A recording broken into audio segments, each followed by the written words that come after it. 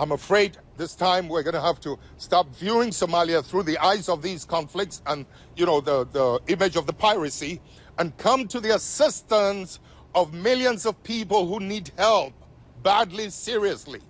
Otherwise, we might end up regretting it when hundreds, you know, or thousands of children and the weak ones begin to die in about 2, 3, 4 weeks from now.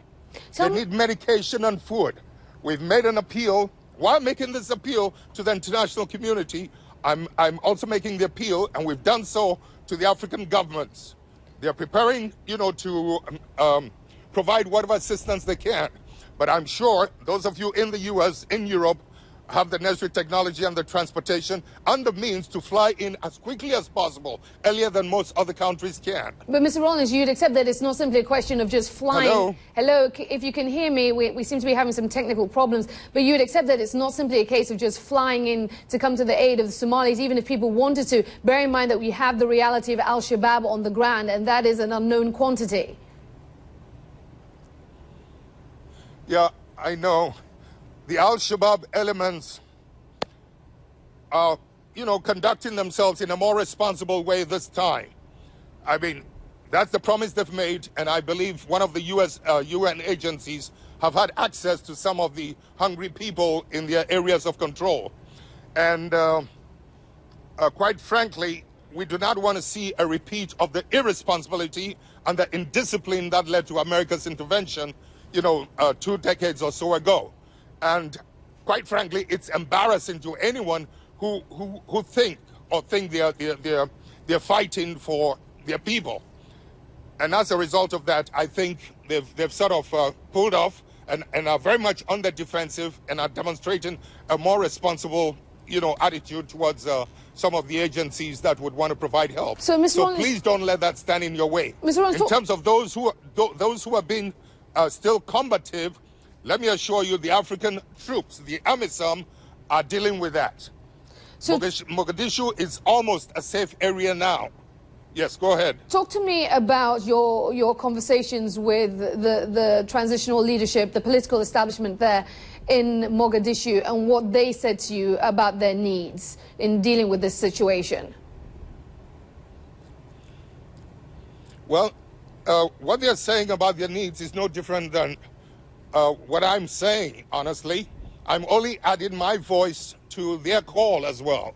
But, you know, some or most of them don't speak English. I mean, the president, etc. Of course, he's been using interpreters. We met the press yesterday where he put these concerns across. He's been able to put his cabinet together. They'll be put before Parliament. I believe these are some of the concerns that the American government is waiting to hear about. So let's assure them that the transitional government is doing what it can, a more serious sense of responsibility this time, and I think we should also give them their due. Yes. And let me ask you this, because you have been to some of these internally displaced camps there in Mogadishu. You've been able to see the stuff firsthand. Describe for me what stood out for you as you went around these centres. Talk to me about what you saw. Bring that home to our viewers.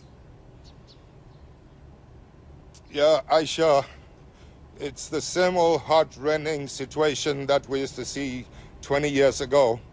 You know, when the senior President Bush and the world couldn't take it anymore and decided, you know, to fly in aid.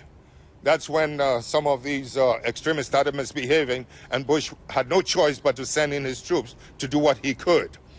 We're back to the same situation, you know, where a 5-year-old kid, in fact, I'm not even sure whether he was a boy or girl, looks like a 1.5-year-old child.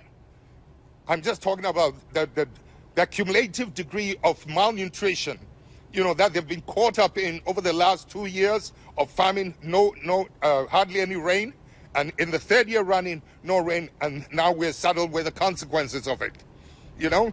And can you imagine some of these women, you know, with 4 children, 5 children, trekking through wherever they've come from, 200 and something kilometers. How long did it take you? 6 days, etc.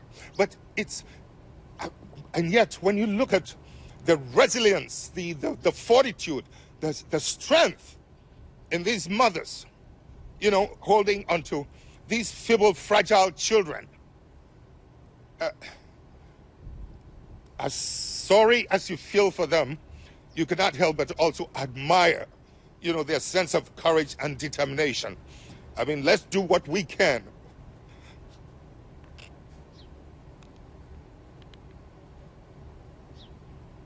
You're clearly moved by what you saw. These are very, very difficult times for so many people there, particularly in the southern parts of Somalia, where the UN has already declared it a famine, and there in Mogadishu, where you are, where you have seen firsthand the suffering that has been going on for decades and has just been exacerbated by these conditions now on the ground, this famine and this drought.